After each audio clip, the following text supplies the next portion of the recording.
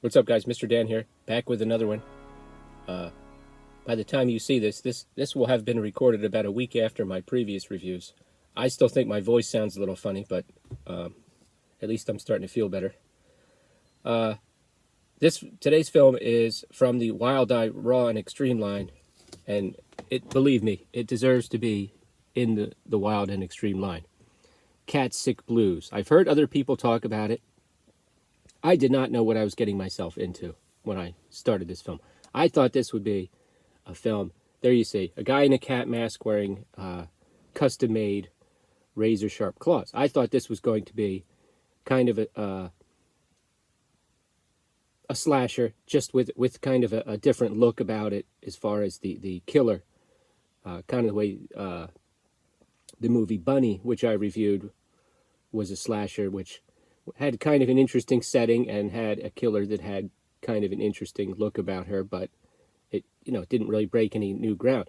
This is much different than that. This is much different. This is much different than anything you've seen. This is some incredible filmmaking right here. Okay, what does it say on the back? Original, unapologetic, and strangely affecting. Yes. Okay, I would agree with all of that. It's almost like brazenly unapologetic. Okay, now when it starts out, it starts out with some very harsh sort of multicolored fonts as it's introducing the credits, and there's some like punk rock type music playing. That will happen occasionally throughout the film, and it can be very jarring. It kind of contrasts with scenes that'll go on for a while, scenes of dialogue, which are very subdued. So this film, you never get comfortable watching this film. Let's back up. So yes, on the surface, you have a guy wearing a giant cat mask and razor-sharp claws killing people. Okay, and basically this tells the story of Ted, a guy who has lost his cat. He's a huge cat person, loses his cat, and then loses it as far as sanity goes. He has these gloves made with these claws, and then he has something else made which he wears, which he straps on.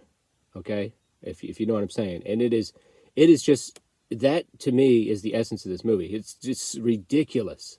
You can't look away from it though, and it's uncompromising. Every time you see him from that point on, he's wearing this device, and it's just, just the guy who makes it says, "You're not going to use this on anyone." He goes, "No, I'm not, what do you think? What do you think? I'm sick?" Just, oh my goodness. But so it's about him essentially going on a killing spree, but at the same time, there's so many more levels to this movie. Okay, we also meet Claire, who has a cat named Imelda, who's an internet star in the beginning. Okay, she has one of her internet fans show up at her house. Okay, and this is very timely. I've seen videos of of YouTubers who have had people show up at their house. Okay, there's a guy in New Jersey had someone show up at his house at 4 a.m. So Claire receives a visit from an unhinged fan, and that's the crazy thing about this movie. You don't just get Ted; you get a whole sort of subculture of people that are disturbed or at least have been corrupted by this idea of like internet fame, and a lot of them are just, they don't know how to act anymore. There are no boundaries. Okay. Some things about Claire leak out online. It's pretty horrible. Okay, this movie's not for everybody, in case you haven't figured that out. But I just want to say that, if you're squeamish, this is not for you. And the callousness of so many people that you meet in this film, even meet them like fleetingly, it's shocking, And this film does a better job discussing, criticizing. That's sort of the fame culture on the internet, where people do ridiculous things for clout, just for clout, abuse their pets, speaking of pets, things like that, get caught on camera doing things they shouldn't be doing, or, fake crying. And this film, there have been many films that have talked about that, and also like bullying and things. I've never seen one that's been totally successful. For this film, that's almost like the byproduct, like something that happens in a subplot. This is a multi-layered film, There when you transition from scene to scene, sometimes it turns out that what you're seeing is in Ted's mind, and sometimes not. And you never, like I said, you never get comfortable watching this, but you can't stop watching. And you seem like you're a fly on the wall. It's not in your face filmmaking, though. It's not cameras, careening down the hall, or this is not like you don't get a sense that the filmmakers are congratulating themselves on being clever, even though it is very clever. It's I don't know. I don't want to say too much. There's a narrative kind of a choice that they make well into the movie, which is very bold, I think. But again, that's the type of film it is. If you're still on board at that point and you haven't turned it off, I don't think you're going to have a problem with it. I think if it was more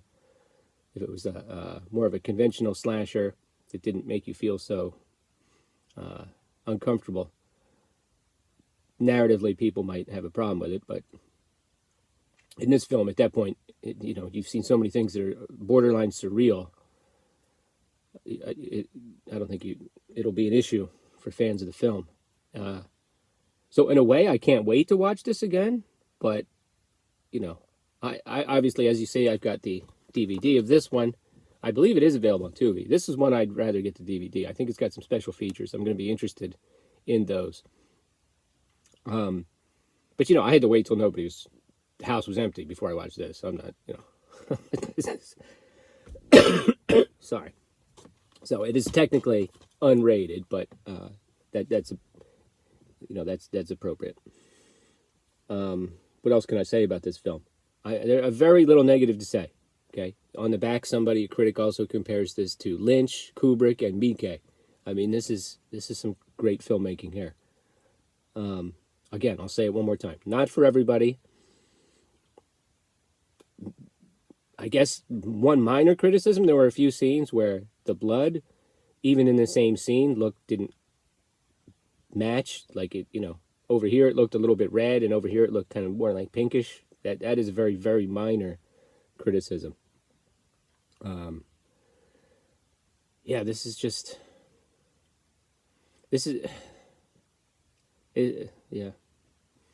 Just repeat what it says on the back. Original, apologetic, I'll just repeat what it says on the back. Original, unapologetic, and strangely affecting.